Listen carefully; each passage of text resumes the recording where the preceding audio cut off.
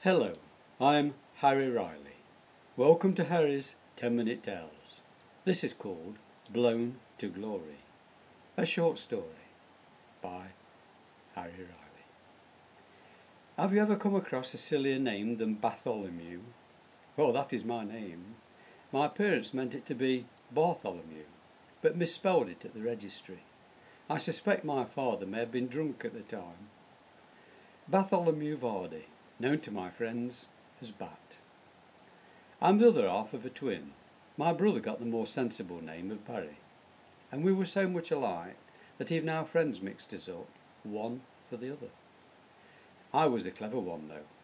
Mother always said there was a bit more to me, as I was the thinker, so I knew from the start that I was a bit special, if you get my meaning. As we grew up and became the archetypal, inseparable twins, we both had the same tastes in many things, including girls. I had my share of success, but always in Barry's shadow. He had an uncanny knack of being able to curl down his bottom lip like a well-known singer. This absolutely dazzled the girls, and had them hanging on to his every word. No matter how hard I tried to emulate him, I just could not achieve anything more than a lopsided, sulky smirk. Of course he ribbed me about it, and enjoyed being the centre of attention.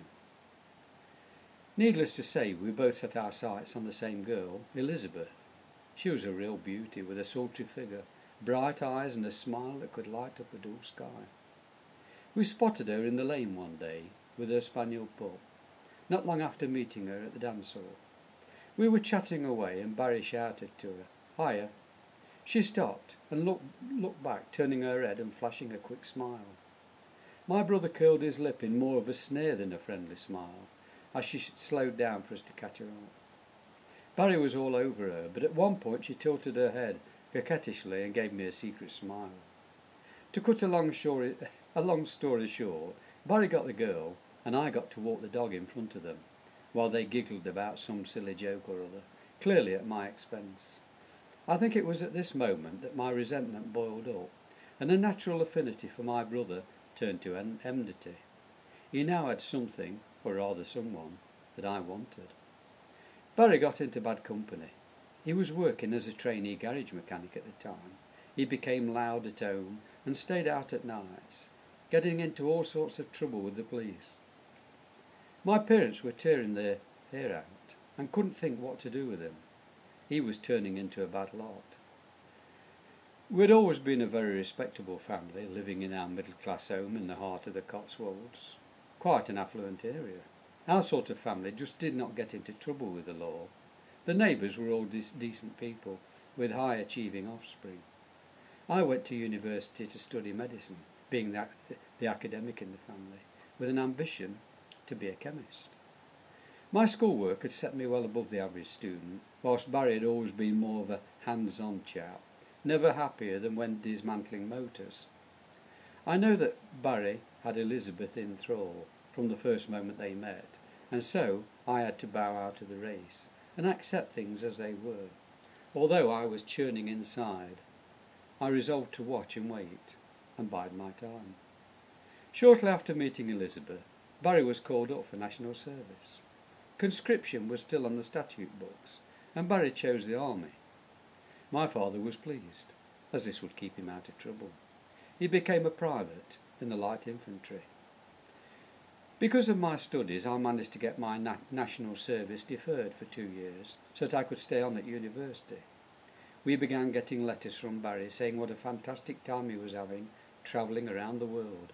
Currently, he was on manoeuvres in Germany. He looked well tanned in his photos, posing on the beach with the girls. I began to think I was missing out on life, so I decided to put my academic plans on hold and apply for an officer's training course in Barry's regiment. That would show him. When I was an officer and he was a lowly squaddy, Elizabeth would then see who was best. My parents were suddenly killed in a horrific car crash, and I had to inform Barry's commanding officer so he could get compassionate leave for the funeral. Barry was home in a flash, looking every inch the returning warrior. He had filled out too, and had a confident swagger. "Oh, we've cracked it now, brother. We've got the effing lot, he laughed. We can have a ball. The house must be worth a pretty penny. We can split the brass 50-50 and just bury the sanctimonious pair on the cheap. Leave it to me. I'll save us a bob or two. I was appalled. I told him to keep his barrack room language for his mates and to behave himself. The army hadn't improved him. He had always been wild. But to dishonour our parents like this was unforgivable. I said he ought to change his ways. And what about Elizabeth? He had kept her hanging on for marriage with a long engagement. Yes, he said, there is nothing to stop us now. We can get married while I'm out on leave. He kept his word, and after the funeral I became best man at their wedding. As regards the inheritance, it had to go through probate, and this took several months. Barry went back to his unit, and although married, Elizabeth chose not to try and join him in married quarters for a while. I got to handle our family's affairs. With Barry shooting his mouth off about selling the house so quickly, I was determined he shouldn't have his own way. I did everything I could to delay the financial process, hiding vital documents and making it difficult to sort things out. While all this was going on, I was accepted into the officer corps and finally graduated into my brother's regiment. Lieutenant Bartholomew Vardy was soon enjoying a very different life, away from the quiet cloisters and bookish friends. I made sure Barry had his nose put out of joint on every occasion I could, but he had become so thick-skinned he just didn't seem to notice my snide remarks. The silly fool. He just told all his pals they would soon see what a great guy I really was. One day I had my chance to pay him back for all the indignities he had made me suffer over Elizabeth. We were now in Cyprus, and as platoon commander I had sent some men out after a terrorist band. These men were fighting to drive the British off the island, a determined group, which our intelligence believed were located nearby. Barry had now been made up to sergeant, and so I appointed him to lead the patrol on a seek and destroy mission, and he was really pleased. I could have warned him of the danger of ambush, and that it could well turn out to be suicide for all of them. This bunch was known to be particularly bloodthirsty. But I kept quiet, even as I heard him praising me to the men. This is our chance, lads, for a bit of glory, and we have old Bat here to thank for it. I told you my brother wouldn't let us down. The British platoon were ambushed and all killed to a man, blown up along with the bridge they were crowded onto. Was I surprised? Not really.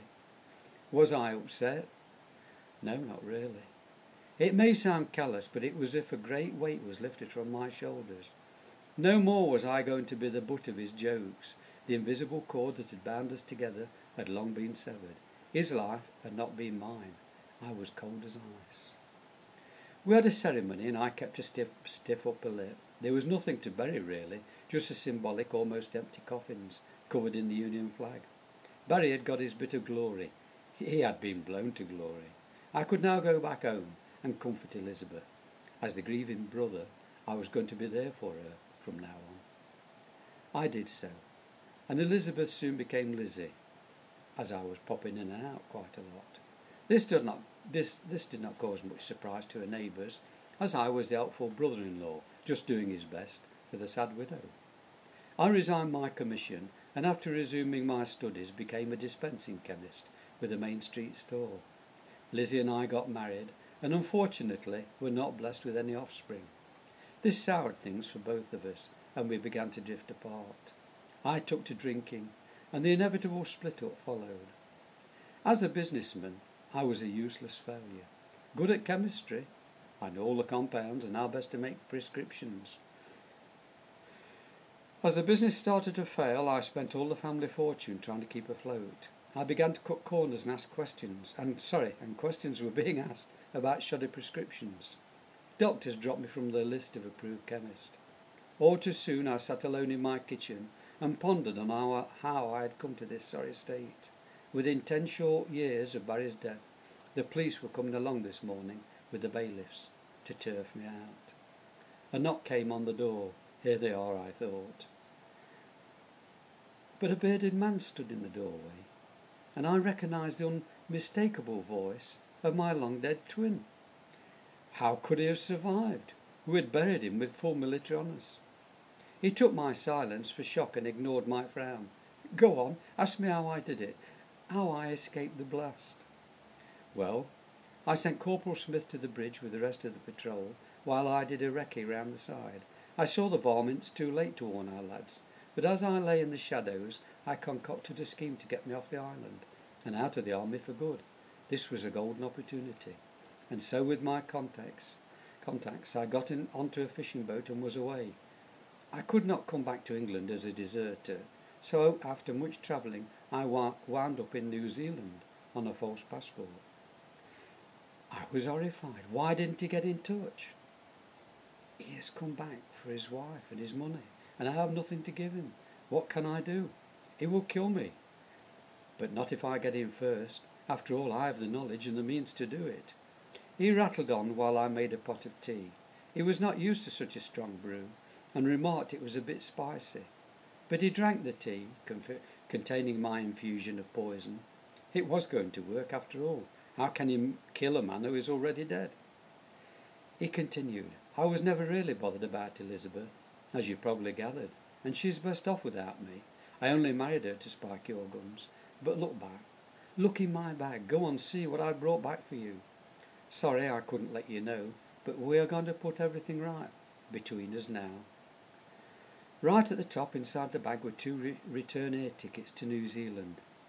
They are for you and me, Bat. We're going to my home in New Zealand. I'll introduce you to the wife and kids. I did well over these last 10 years and have a wonderful big house with acres of land. You'll just love it. You'll just love it. The kids know all about my clever brother, the one with all the brains that I never had. I've told them how, as kids, we always went everywhere together. Martha and the boys are just dying to meet you. You are coming to live with us, and no arguing. Dying? This brought me out of my reverie. I studied his happy, smiling face, and saw how wrong I had been. How could I have been so blind? He was the clever one, while I had been nothing but an idiotic fool. He stopped grinning. His eyes were already getting glazed, and a deep sadness clouded his features. It's not going to happen, is it? I don't feel... well... He slumped down on the table. He was gone. A knock came on the door. It was the police, and